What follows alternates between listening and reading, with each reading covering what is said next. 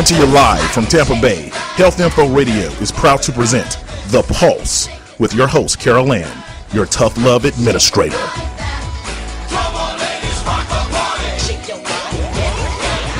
Welcome, everybody, to The Pulse, where you are always up to date with the latest, greatest health and fitness information. I am your host, Carol Ann, your fitness expert, or AKA your closet couch potato. Today, we are packed with healthy goodies. And first, we are going to get zen with our guest, Denise O'Dunn, and she's going to teach us all about the Ayurvedic lifestyle. I said that right? Ayurveda. And then we're going to talk about what's trending in the health and fitness industry. We've got some really great topics. We're going to talk about women and how they do a little bit, they're more successful with their weight loss if they focus on health rather than their looks. So we're going to talk about that. And a lot of you out there ask me, okay, do I go slow and do long endurance type of exercises to burn fat, or should I go fast? Should I do sprints? What is it? Should I do aerobic or anaerobic type of exercises to burn more fat in my overall routine? So we're going to talk about that. We're going to answer that question. And then also, this may be hard to believe, but there are some of you out there that are overtraining, or we also call it over-exercising. Imagine that. So we're going to talk about that and some of the pitfalls that you can get into with when you're overtraining or over-exercising. So we're going to get into that. So stick around. You don't want to miss a bit of it. But first, we have a hydrate alert. And just so that you know, throughout the show, we have a little game that we like to play called the Hydrate Alert, which is take a guzzle for your muzzle. Now, what that means is we really want to talk about hydrating properly throughout the day, and you need to get in at least 64 ounces of water every day. And of course, that varies depending on how active you are and what your body weight is, what your body size is. But we really need to be drinking more water as a whole. Not only does it help to flush out your system, it keeps your metabolism boosted. And, you know, sometimes throughout the day in the afternoon, we may be feeling tired or lethargic, but really we may just be dehydrated. So if we maintain proper water intake, then we can be sustained throughout the day. So we play a little game where we have what's called the word of the day. So every time you hear this word, you're going to take a guzzle for your muzzle, and the word is balance. And I have a funny feeling that we're going to say that word a lot today. So every time you hear the word balance, gang, take a guzzle for your muzzle. And remember, don't hate, rehydrate. Okay, gang, so I am so excited. I could not wait to get Denise on here on this show. And as a matter of fact, I even tried to get her on last week. But she's like, remember, I'm out of town. And I was like, oh, we got to wait one more week. But let me just give you a little bit of background on her. She is the president and founder of Balance and Bliss Incorporated. She is a certified Ayurvedic practitioner, licensed massage therapist, and yoga instructor who began studying yoga in 1970 in Tampa, Florida. She received her certification as a yoga instructor in 1985 from the United Institute of New Mexico and is registered with the National Yoga Alliance at the 500-hour level, which, gang, I know personally, that's huge. It takes a lot of work and effort and credibility to achieve that. She received her degree in Ayurveda from the Florida Vedic College in 2005 and is a professional member of the National Ayurvedic Medical Association. She has served as president of the Suncoast Yoga Teachers Association Incorporated and remains active on its board of directors. Wow, there's so much more, but ladies and gentlemen, I give you Denise O'Dunn. Welcome. Thank you, Carol Ann. It's a pleasure to be here. Well, I tell you, you have and I can go on because I know there's so much more, but I'm interested to know, have you always been passionate about yoga and the practice? And I know in 2005, I don't know if that's when you made the shift to Ayurveda, but tell us about how this all came to be in your life. Well, I found yoga, a yoga class, hatha yoga class, when I was 13. It was offered at my middle school. And I didn't know then, of course, that it would become a lifestyle for me. I was interested in a level that it just never stopped. And when you study yoga for a long period of time, you can't not find Ayurveda. Ayurveda is yoga's sister science. So you'll find it in the same original texts of yoga, the Vedas. And when I found a teacher who inspired me in such a way, and in fact encouraged me to start teaching, that furthered my formal studies in yoga, which brought me deeper into the understanding of Ayurveda. But in 2003, I decided to take my formal studies to go to an Ayurvedic college so that this could also become part of my profession. So it was a very natural path. It wasn't a shift or a change, but rather just adding to what I've been doing all along in a way that I felt was very beneficial to the people I was already working with and helping through yoga. So what is the difference? Is there a difference between yoga and Ayurvedic medicine or practice life? I guess you call it a lifestyle. We do. So is there a difference, or is it just going deeper into what yoga already provides? Well, Ayurveda, when we think about a yogic lifestyle, and many people who practice yoga are utilizing the principles off the mat, we say. They're not only using it for the physical, mental benefits that we receive in our hatha yoga, the postures, the relaxation, breath work that we do in our yoga classes and in our private practice. But when we talk about a yogic lifestyle, it really is, the basis is Ayurveda, because Ayurveda is the science that explains to us how we're all different. We have our own unique nature, and we live accordingly.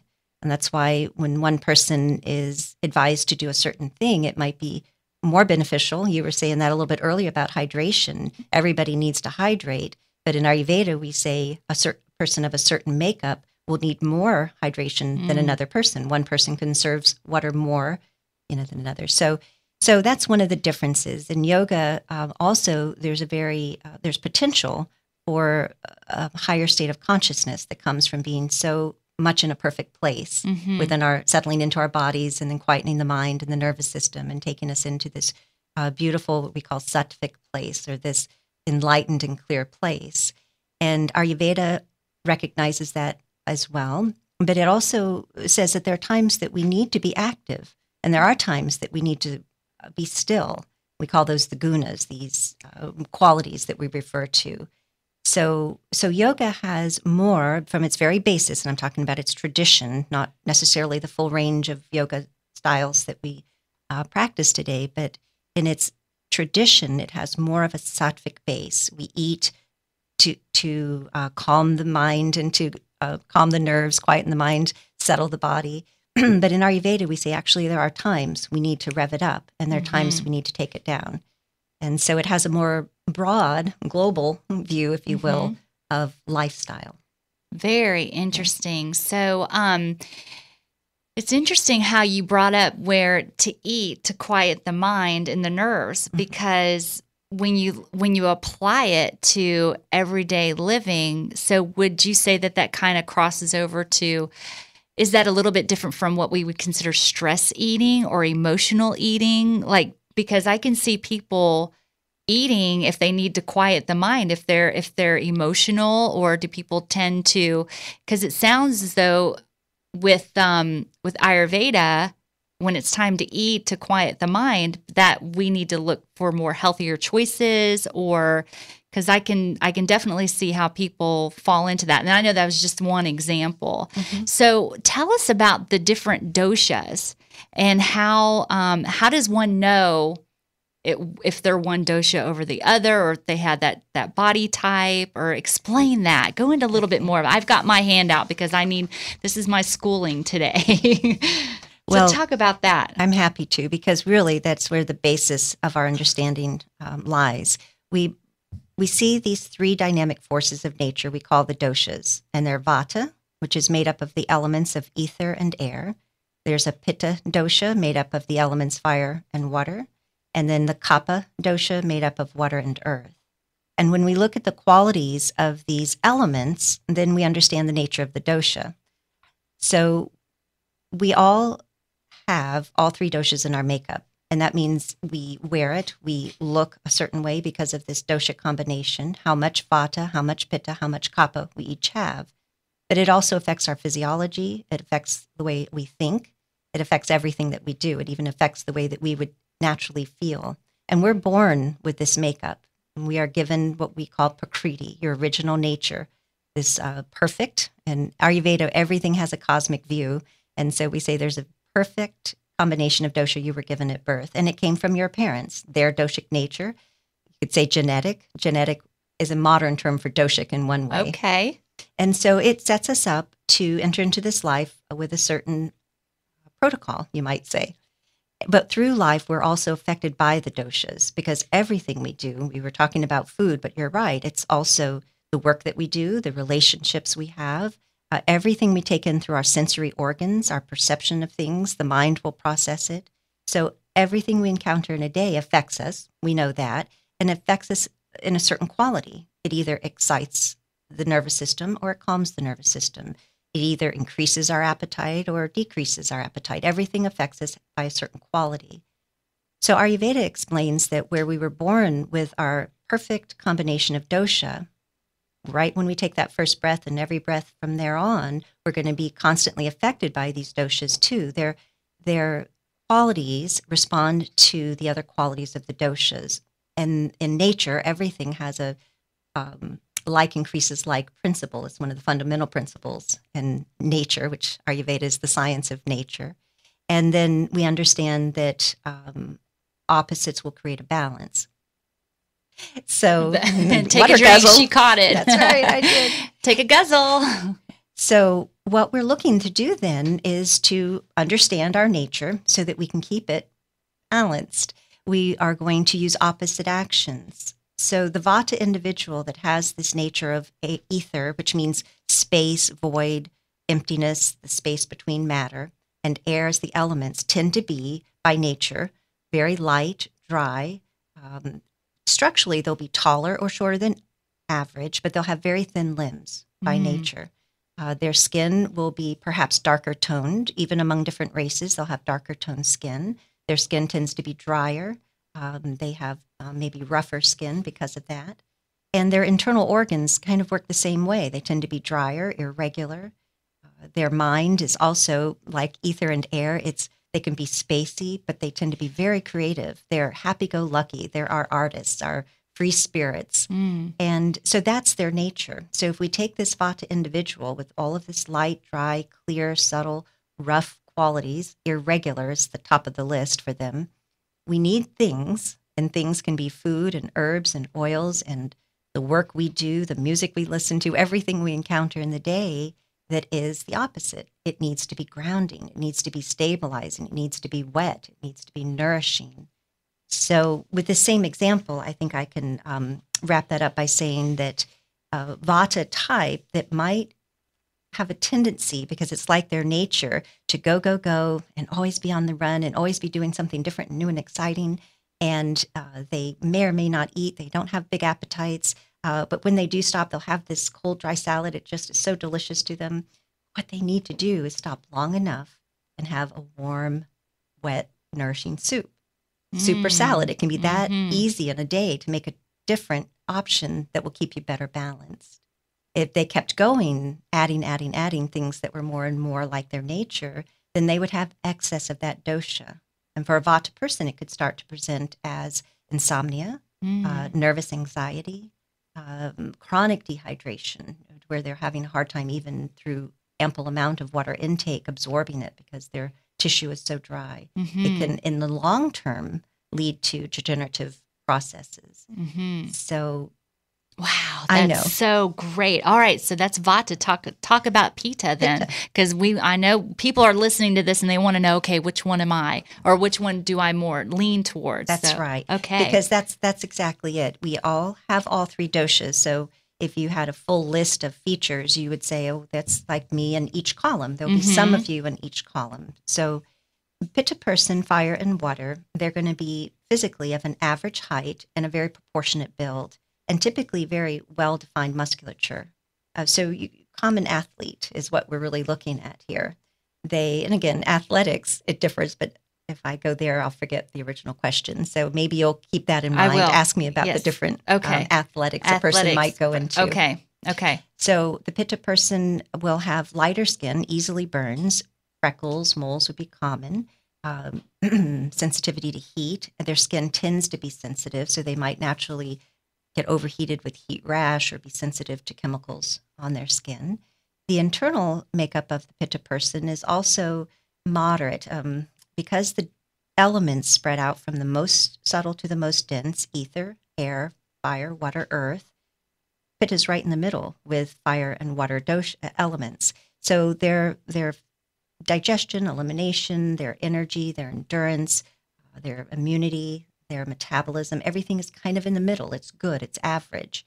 Where they tend to stand out from the rest, though, is their digestion. They have very good digestion. We talk elimination a lot in Ayurveda. Maybe not so much today here on the program. No, that's but okay. We're good. We like that. They It's all natural. We all do it. Yes. They have very regular by-the-clock bowel movements in the day, and life goes on. Mind and emotions is another place Pittas stand out in a room. Their fiery nature is seen. They are dynamic. They're productive. They're passionate. They're getting things done. They're blazing trails. Everything that you can think of that's fiery is of the Pitta nature. So if all of that is normal for Pitta, then they tend to be leaders, commenters, presidents of corporations and such. They're out in the front line. So if Pitta becomes excessive by Pitta person doing what they do best, which is just, really creating and producing, then they're, especially if they're doing this long term and under quite a bit of pressure. We understand that heat under pressure can become combustible. So their signs of this happening might be of a fiery nature. They may develop acid reflux, or perhaps even acid indigestion or reflux. A stomach ulcer could begin to develop. Diarrhea would be one of the earlier signs of excess Pitta, maybe even an irritable bowel.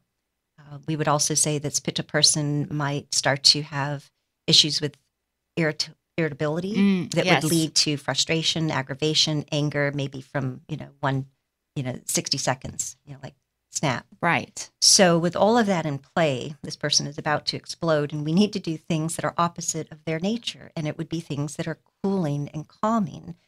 So we look at 6 tastes in Ayurveda, not to get into too much detail with that today, but sweet, bitter, and astringent are cooling and drying, which is the opposite of Pitta nature. So the best example I can give are spring greens, a green salad. Pittas have great digestion. They can handle that cooler, that roughage, raw, dry salad. It's exactly what they need for their nature. And so that's just one example of what they can do. Ayurveda, we also look into the type of yoga they would practice. Now, if they are inclined to go into the Bikram or hot yoga class because it's so much like their nature, just know that they're going to be adding to that. And if they come out and they have road rage on the way home, sign of excess Pitta. There you go. So it doesn't mean that they can't practice in a really nice, strong physical way because it's their nature. But we say only if there's peace in the process. Got it. Strength through surrender. They have to be able to find that peaceful place within the most dynamic challenge. And then it's theirs. So we do breath work, and they're cooling techniques for breath. Breathing in through the mouth is one of those, sipping like you're sipping through a straw. And so there are many recommendations that would be made to cool, calm, and lighten and dry that person up.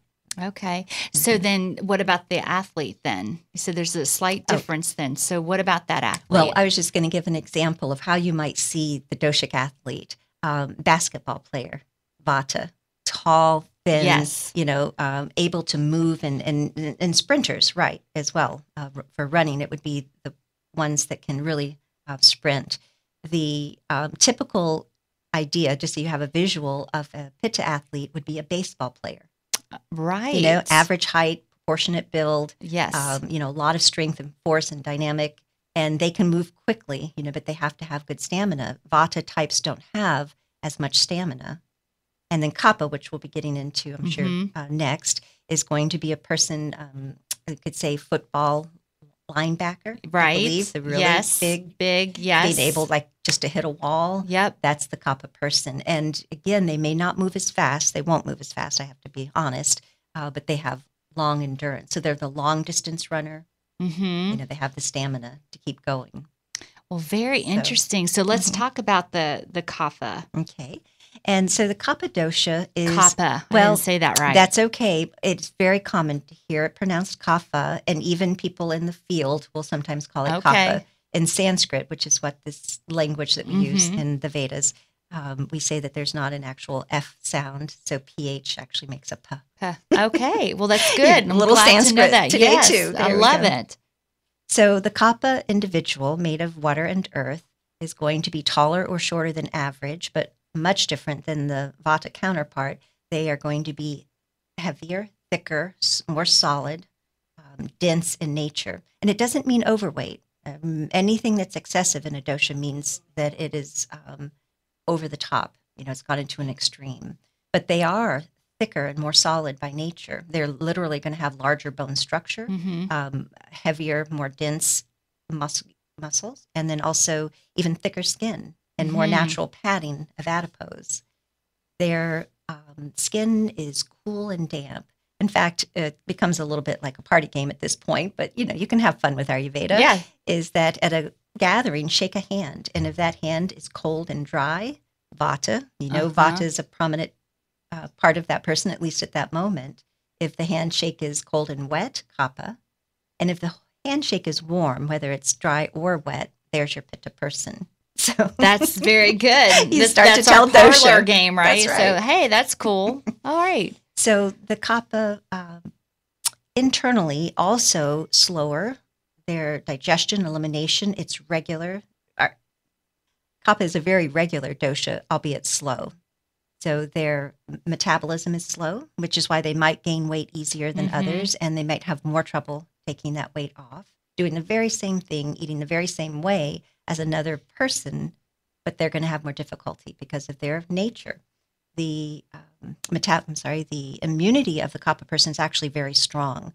Kaphas by nature are very self-preserving. It's in the design, their doshic design. And then they tend to take very good care of themselves. And in a most positive way, I want to say that they often will put themselves first. And if we all did that just to the point of our own health and well-being, then of course we would have much more to give others. Exactly. So when it's balanced, it's a very positive thing that they do by their own nature. And then their mind and emotions, they are very calm, peaceful. They like things simple. They don't like things to get upset. They prefer routines. They're very loyal, very nurturing. So you would often find them in the healing profession. They, all of that said, kapha by nature in balance. If kapha goes into excess, and it would be either, to keep things simple, it would be most likely through its own nature. Kaphas like to do things slowly. They are by nature the couch potato. They love to eat sweet and comforting, rich foods. It's in their nature. It's the same as they are. But if they do that without a balance, then they're going to become excessive in their dosha. And that would represent mostly in disorders of congestion, respiratory, circulatory, bowel congestion, any type of congestion would be of a kapha nature. Stagnation too. So if we start to develop cysts or tumors or such, we say that is kapha in excess. So, and again, there's a range, everything from just noticing that we're wanting to not participate, we're lacking motivation, that's a sign of kapha excess. But in the other end of extreme, it would be somebody who's become clinically depressed, not wanting to go out, putting covers over their head, trying to shut out the world.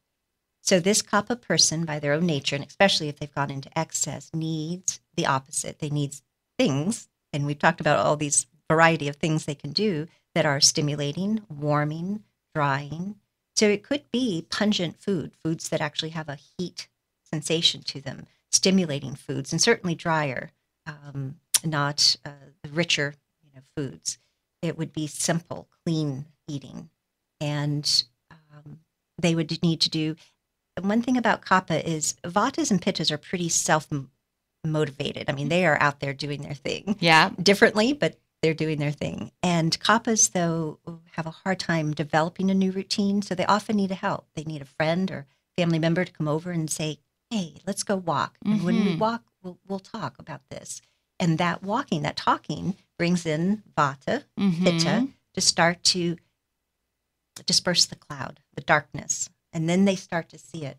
And one beautiful thing is once Kapha gets started in routine, they will do it forever. That's really fascinating. And as you're talking about the doshas, in exercise science, we talk about the 3 body types being ectomorph, I'm thinking ectomorph, mesomorph, and endomorph, in respectively to these. And what about the zodiac signs? Like, for example, like a Libra, or if somebody's like an air sign or a water sign or earth sign. I mean, have you looked at that? And is that natural to compare the doshas with the same kind of other I don't know what you would call it. Groupings and categories. There we go. Yeah. Well, just consider, and I'm smiling when I say this, but it's true, that it all began with Ayurveda. Okay. Ayurveda is the oldest known medicine to mankind. It's the oldest known science. And the reason we can say that without hesitation is that it's because it's the science of life. It's the science of nature. And so it was over time, of course, that it began to be observed. Information was brought down, we say, a large part of that from divine knowing. But then it was also observing nature and how things are by their own nature and how they respond under different conditions. So anytime we categorize, and the humors that you were discussing, I believe have original Greek background, and we understand that there was a beautiful exchange, maybe in a roundabout way, we will say, because of invasions that India incurred over its history, that information of Ayurveda traveled into other countries and into other parts of the world. And then they took that information and developed it to be their own, which is beautiful. That's how everything, in mankind has happened. So any of the psychological ways that we look at different individuals psychologically, when we're looking at,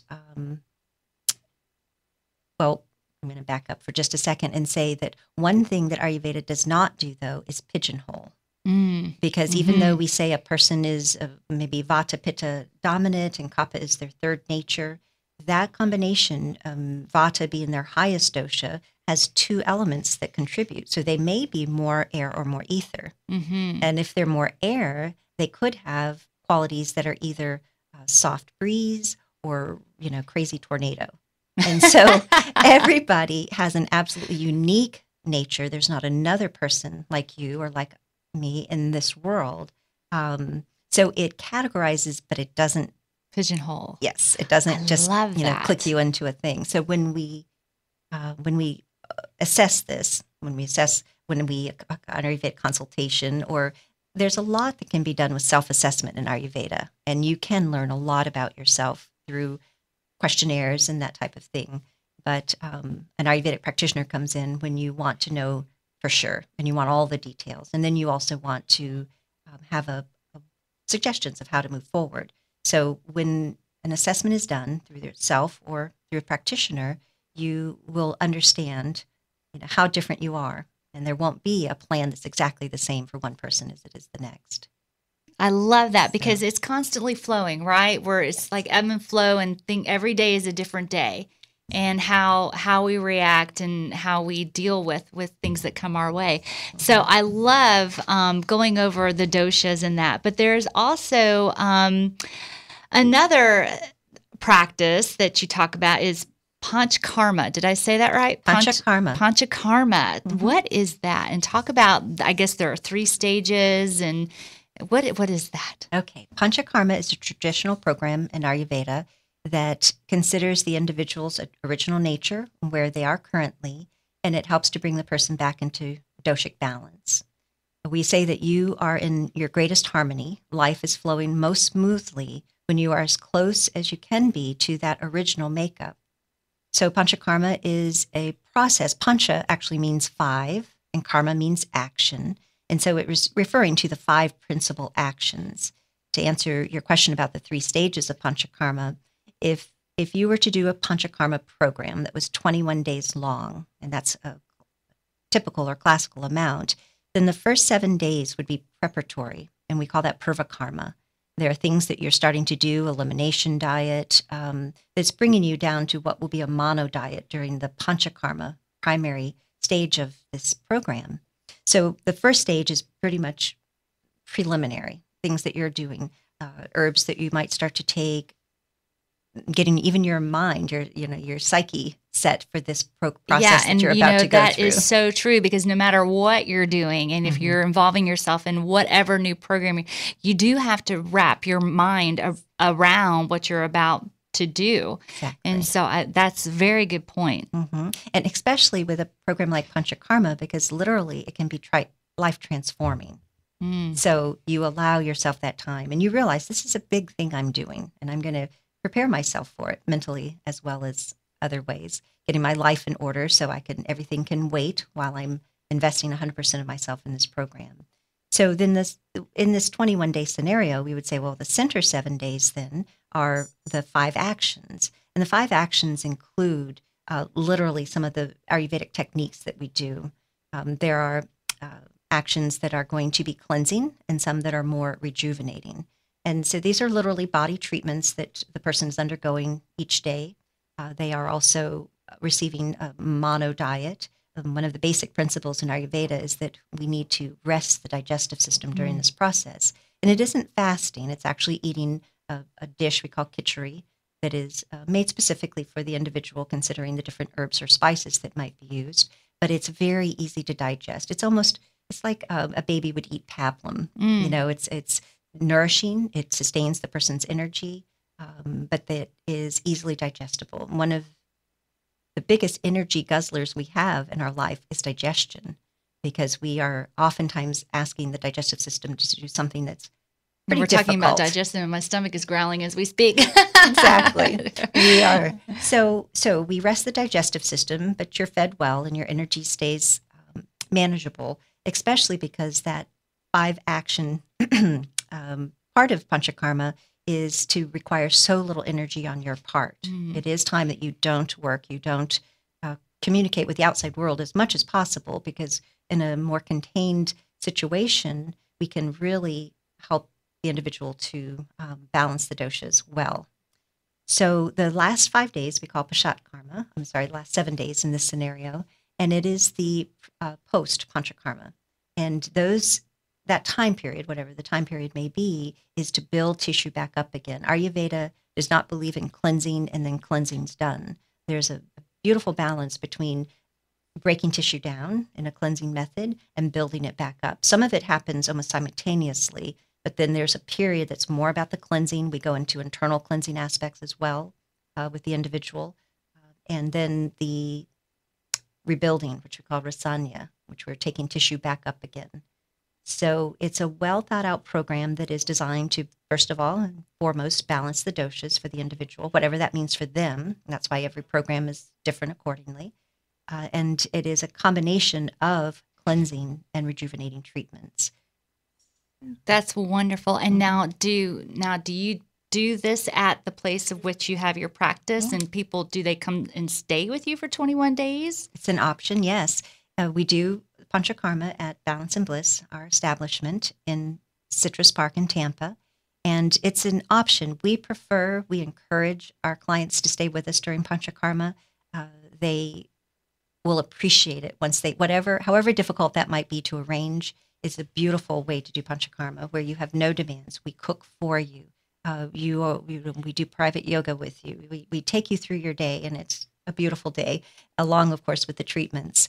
And yet I found several years back that, especially with our local clients, that they would do this if they could go home to their pets each day, if they had these ifs. So we did open it up to that, and we have found beautiful results where a person can come and go each day. They come for their treatments each day, their counseling each day. That's another part I want to mention. And then they go home. We provide them with what they need, but they cook their khichdi each day. It's a very simple meal, easy to do. But they have to promise, and I say it this way, promise that when they get home, their life will be conducive to the work we're doing. If they're going home to big demands, they're going to get some benefit, but not what they would if they would just give themselves at least 7 days out of a year, and sometimes a lifetime. A person might do Panchakarma once a year or once in their whole life. It sounds like a lifestyle rehab. It is, and thank you for saying that, Carol Ann, because I wanted to mention that each day of the treatment, your treatment week or time period, we're talking every day. You're getting consultation every day. So when you leave there, it isn't just like, okay, 21 days, I am so right. Oh, but here I go back. You won't go back. You won't go back as easily, and you probably will never go back to some of the old habits you had because you are given tools to leave with. Yes. It's a lifestyle that we're teaching all along. And then it ends up making some pretty big life changes. And when you feel as good as you've ever felt before that you can remember, well, you want to keep it. You start Right. making those decisions pretty carefully. Mm-hmm. I will, I won't. Yes, no. You want that feeling to last as long as possible, and it can if you make the right choices. That is so empowering because I think, once somebody goes through this program with you, then they do have the tools necessary to be successful in life or to have everything that they want out of life. Because I think a lot of times people get so beaten down by what we're dealing with on a day-to-day basis. And so for somebody to check out of that for a period of time and really get the voice of reason from someone else that can come in and really help them and provide them the tools necessary to learn about, because people don't necessarily know who they are. And so if they have that opportunity to really take the time and learn about who they are and how things can come into balance for them once they understand who they are, then they can start to function better in life. Because, I think a lot of people are out there hurting and are out of control with lack of activity, with their diets and relationships.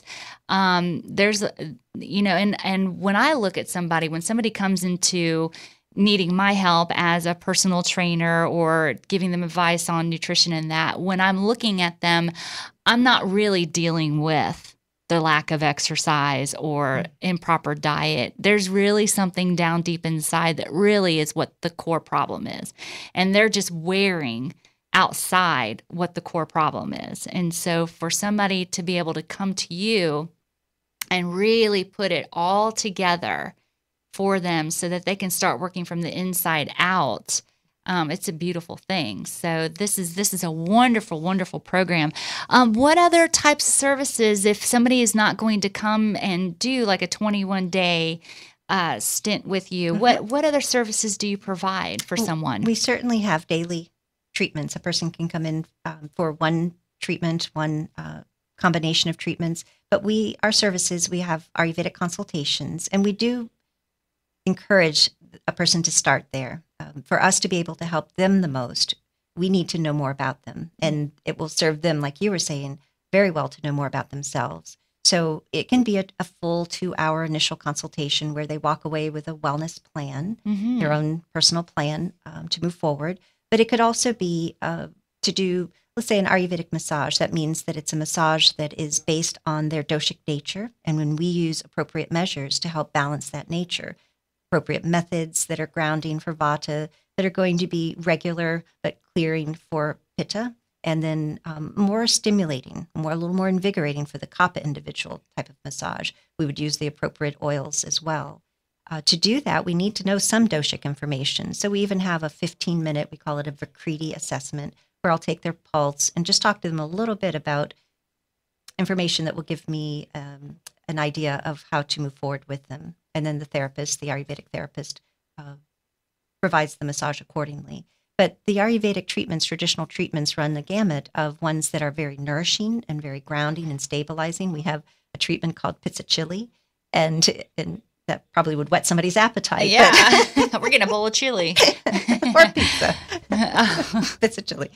But it really is a treatment of oiling, being oiled, full body oiled for about 45 minutes, oil streaming over your body, 2 therapists pouring this oil with a gentle touch that follows. And it's to help you be saturated in this oil. And there's nothing more grounding. Or a treatment that is more invigorating. We have one called Garshana, and it's dry silk gloves on dry skin, and it's upward sweeps. It's a very invigorating, stimulating treatment, always followed by oiling so that we ground any unnecessary Vata activity that we've created. There are herbal treatments called Urdhvatan. It's a combination of flour and grains and herbs that would be used to open the pores, to nourish the skin as well, and aromatherapy-based treatments, herbal-based treatments. That's pretty much. And our website gives a full list of our services as well. I tell you, listening to what you provide in terms of massage and these like run-of-the-mill, run through these people in massages that are 1 hour. And I don't want to dog anybody out there, but these really cheapy deals that you see the signs on the side of the road, I just feel like what a waste when they can come see you when you're getting a proper, you're understanding who they are and exactly what they need, and they're going to feel way more complete than if they just went in and said, oh, rub my hamstrings or something like that on, I just feel like it's such that you get more quality when you understand this whole the doshas and the Ayurvedic medicine, and I love it. So we definitely want to put your website out there. So what is your website? It's www.balanceandbliss.com. It's our business name, and it's all one word, Balance, AND, BLISS, balanceandbliss.com. Okay, perfect. And we'll also definitely put that website up there. We will be posting this internet radio show, The Pulse, on my Facebook page. So you guys will all have that information so that you can definitely check out Balance and Bliss with Denise. And do you guys you have retreats as well that you do? Yes. If someone is wanting to do a 2 or 3 day getaway, we do that as well. They can stay on the property, and we'll cook for them during the day. We'll do treatments for them that are appropriate for them, as well as yoga, time to meditate, time to walk. We'll go out and take the clients walking, Oh, that sounds wonderful. This is a great getaway for couples out there for Valentine's. For couples, yes. Oh, that sounds wonderful. So you definitely want to check this out. And again, I will put this on my Facebook page. And for those of you that don't know that yet, just go to facebook.com/CarolAnnMissFit and go ahead and friend me on there. We will have this information so that you can check it out. Definitely go see Denise and her team. And I've seen the website. I've seen the beautiful facility that they have out there. And I feel like I'm back home in Tennessee in the woods, and it's very serene. It's beautiful. So you definitely need to check that out. So thank you so much for coming and sharing with us today. My pleasure. Well, she's going to stick around because she's going to help us talk about what's trending in the health and fitness industry. And, I always go and find out the latest research, gang, because there's so much misinformation out there in terms of what you need to do on a regular basis in terms of health and fitness, proper nutrition, because there are so many things out there that are just fads and it's not really going to do anything for you. So I want you to get the true information and the science behind health and fitness and how you can really achieve your goals and get the results that you want. So the first study that I went and found, and I thought this was really, really interesting because women, we have a hard time sticking to our diets and our exercise programs, and we tend to sabotage our programs more so than the guys. Why is that? Why? And we hear this all the time. Women will say, I'm eating right and I'm exercising and I'm doing all the things that I need to do, and that scale just moves 1 pound down, whereas my husband, he can just, change one little thing and he drops 10 pounds immediately. And so we tend to be a little bit more frustrated when it comes to the whole weight loss program. But I even said this a while back before I even stumbled across the study, which I'll get to in just a second. But what I find that women, we tend to focus on the number, whether that number is the scale or whether that number is a dress size or a pant size. We focus so much attention on that number that is what drives us to sabotage our program, as opposed to the men. The men, typically, when they finally get a handle and they get a grip and they go, okay, I'm going to follow a proper health and fitness regimen, it's because they probably went to their doctor and their doctor said, if you don't start exercising and eating right, you're going to drop dead of a heart attack in a month. Or you have diabetes, or it's always something for the guy. Now, I'm not saying always, but the stories and my experiences is that the men, they're successful, or more so than women, generally speaking, is because they're focusing on what do I need to do to improve my health. And when I go to the doctor next time, I want to make sure my blood pressure is under control, my sugars or my glucose level is under control. So I think that is why men seem to succeed more than women do. We're just constantly going back and forth, yo-yoing. Well, I came across this study, and it was very interesting because it validates that very thought process. The name of this is Some Women Benefit More from Exercise When Emphasis is on Health, Not Appearance. So there was a study done. It was based on college-age women. The average age was 19, and they were all within proper body mass index, so 24.7. So they were healthy. None of them were overweight or underweight, so they were healthy girls, and they did 4 exercise classes. They were all step aerobic classes, and they had an instructor that took them through these exercise classes. 2 of the classes, the instructor would focus more on their appearance.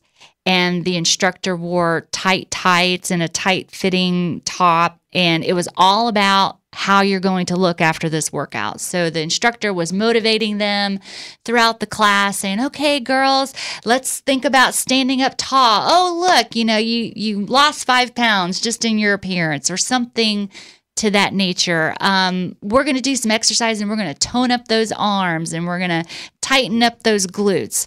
Whatever that instructor said, it was all about their appearance. Then the other 2 classes that they took, the same instructor, wore loose-fitting clothing, and her motivation was all about, we're going to get healthy and fit today, and she sprinkled throughout the class some motivational words that were more about being healthy, being fit, being energized. And so after the class, about an hour, they would give the girls a questionnaire. And on the questionnaire, what they were looking at, if I can find this quickly, the women answered questions on the physical activity enjoyment scale. And it was about 5 to 10 minutes after the class. This is when they would fill out these inventories. There was also the exercise-induced feeling inventory. So what they found is, based on those questionnaires, is that the women felt better about themselves and felt a little bit more successful about what they had accomplished after the class that was all based on health and fitness and not their appearance. They, and of course, the women that they looked at were actually, they had social physique anxiety to begin with. They took women and they measured if they fell on the scale, and if they did, then they participated in the study. So they knew that these women already had the anxiety about how they looked, or how they may have perceived people to be criticizing them in terms of what they looked like. And so they had a very controlled group. And then when they surveyed them after the class, they felt better about themselves when the instructor focused more on being healthy. Now, one side note on this study, which I thought was pretty interesting, is that although this was not the main purpose of the study, but they looked at mirrors within the study as well, because there is information out there in terms of women that go to an exercise class, if they're overweight, they don't feel comfortable with a lot of mirrors around. So they did 2 of the classes with mirrors, 2 of the classes without mirrors. And during the study, the mirrors had no effect either way. So that was an interesting point of the study. So the point being, women, we have got to start thinking about proper exercise and nutrition based on being healthy, and not so much our appearance. Because if we focus on our health, the appearance will come. that will follow naturally. What are your thoughts on that, Denise? Definitely. Well, it makes sense to me because certainly we can, from a doshic perspective too, the anxiety is vata, the criticism is pitta, but the way a person feels is the kapha contribution. Wow. And so when we're focused on our appearance, it's more out of our control, so to speak. But when we're focused more on how we feel, then we have a better scale, let's say. So I think that we are naturally more driven by feeling good. We want to look good, of course, and we should keep our appearance up. But more than that, we want to feel good. And then when we feel good, we look good. We look better, at least. That's right. That's so right. To me, it was a natural course that they looked at from a study perspective, that just about feeling the way we feel. From a yogic perspective, too, we typically don't use mirrors. Right. A lot of studios don't, and because we don't want them to be outwardly focused. We want their attention to go inward. And even from a physiological standpoint, how do I feel in this pose? Is it a good pose for me? Is it a safe pose for me? Is it a productive pose? So it should, and I'm glad there's a study that's showing that, it should be about the way it feels, and then focused more, on our health aspects. So that's awesome. I love that. And when I'm teaching yoga classes, I kind of give that cue too. I say it's not about what you look like, but what you feel like, because we do have people that get a little, they're feeling a little awkward because they don't look exactly like that person in the triangle pose. And I say, close your eyes. Yeah, and then people fall down. But close your eyes. Anyway, so very, very interesting study, gang. And again, that just reminds us that it is about health and feeling good, because when you feel good, you look good. All right, we're going to change gears here a little bit. We're going to talk about overtraining, and overtraining is counterproductive, experts say. And, it's funny how we do have a construct out there, the overtraining syndrome that people do fall into. It's a small percentage, sad to say, of the population that do fall into the overtraining, but a lot of our athletes, we just finished up the Summer Olympics, so this may be a phenomenon that they have to go through sometimes because they are on a strict training regimen, and they may fall into overtraining or over-exercising.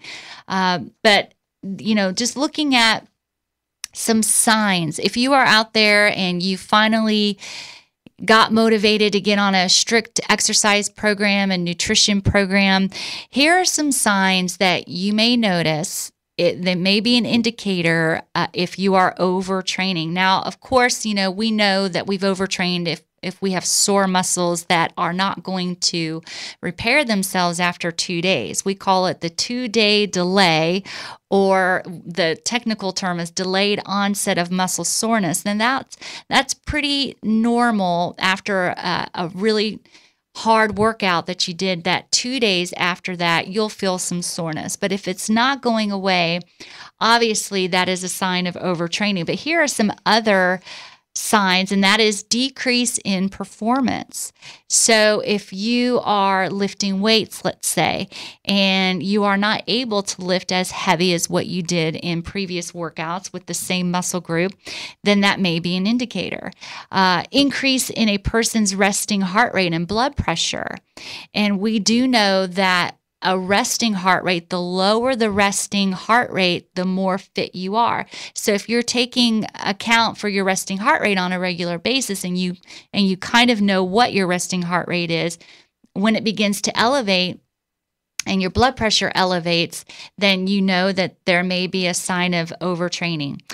Increased muscle fatigue, disturbed sleep patterns, and gastrointestinal disturbances. So this comes in with your practice because you guys are very concentrated within that area, and you can tell a lot about someone's fitness level or their health in terms of the regularity or the consistency.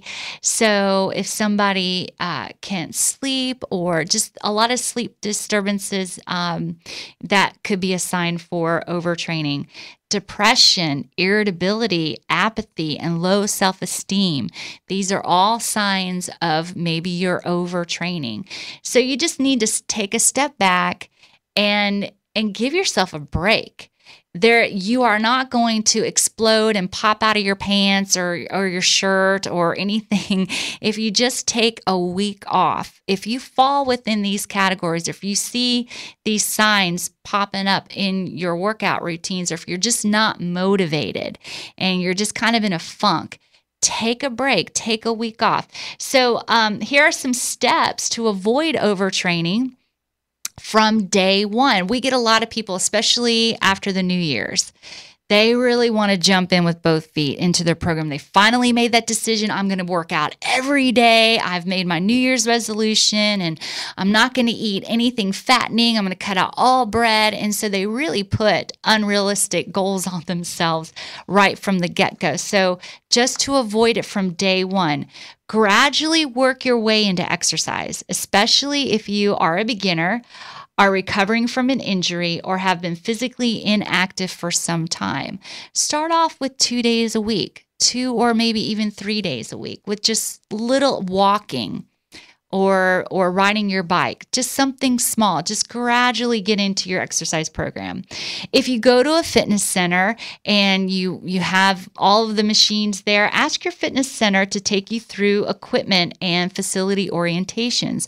Learn about the equipment and learn about what equipment works, which muscle groups. And again, start off slowly with a whole weight room routine, 2 days a week. And then if your fitness facility offers classes or assessments, get a fitness assessment.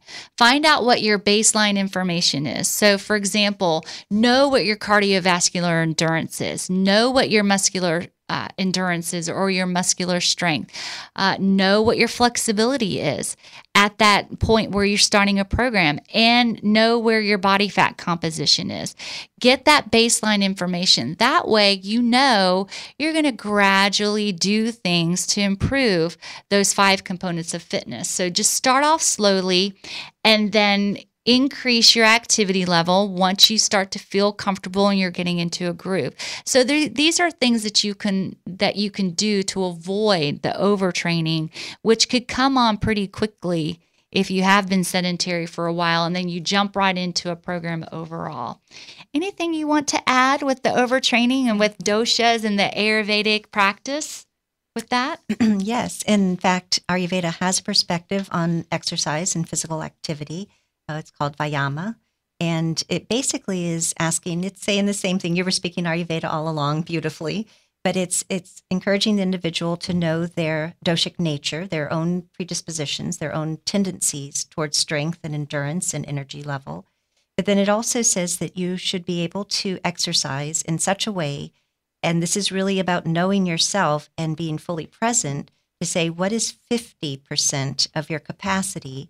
Make sure that you have the same stable energy all the way to your end of your practice. So it basically encourages you, if you're walking, to know at this point, I know I'm about halfway where I need to be to have the very same amount of energy, stability, stamina for the final 50% of that endeavor.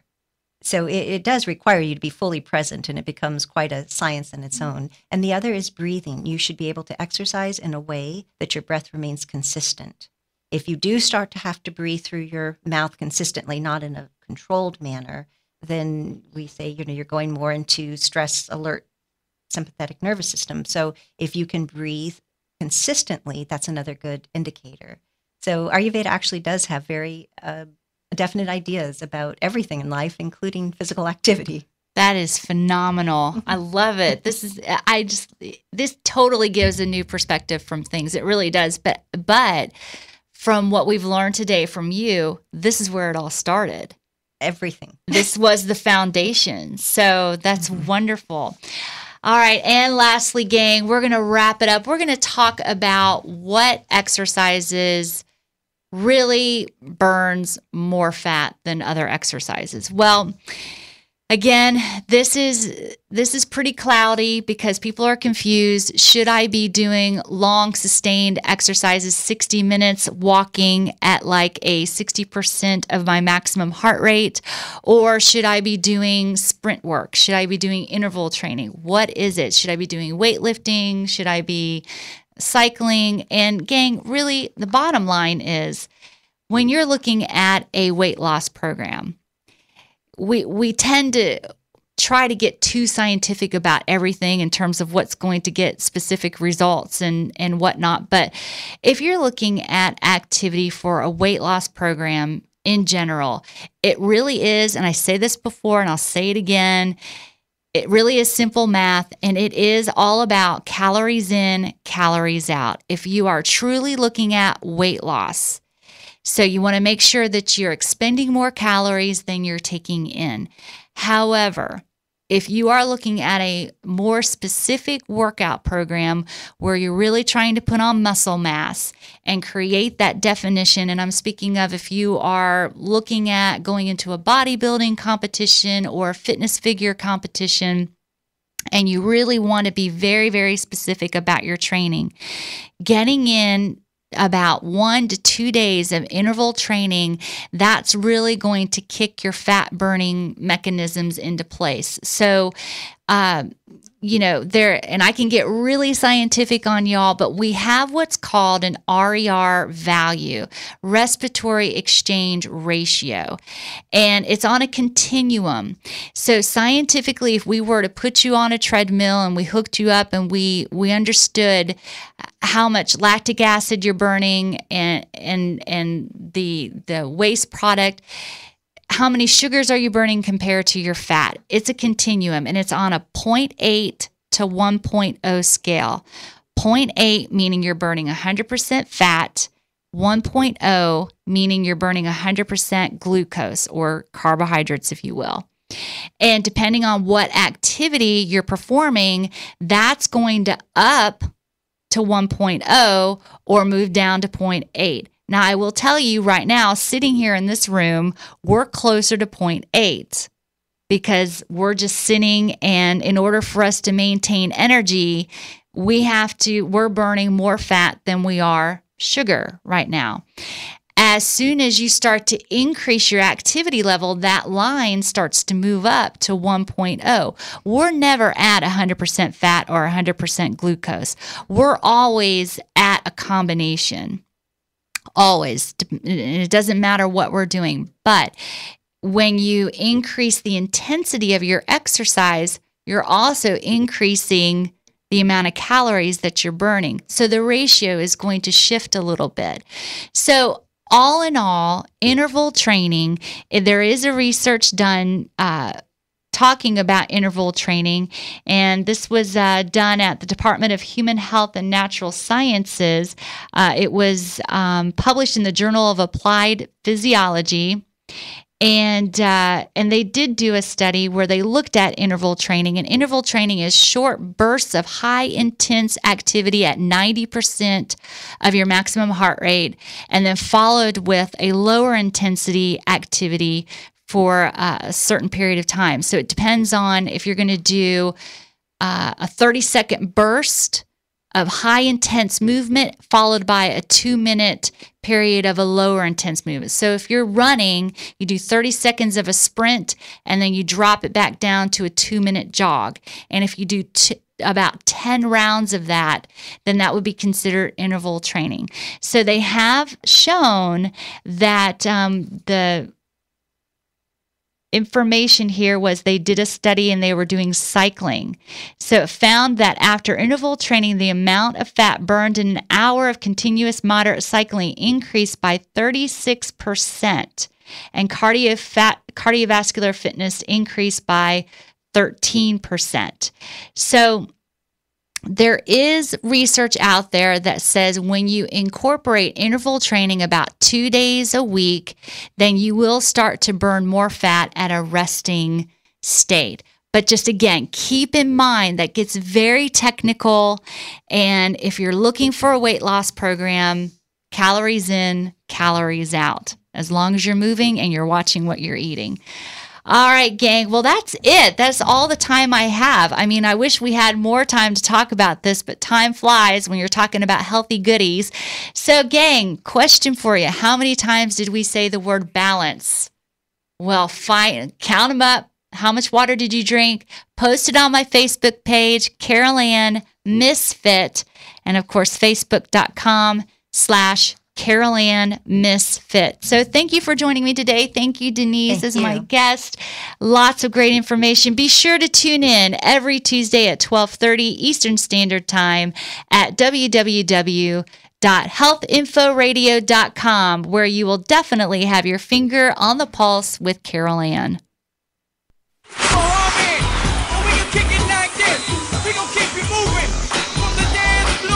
You have been listening to The Pulse on healthinforadio.com every Tuesday, 12:30 to 1:30 Eastern Standard Time.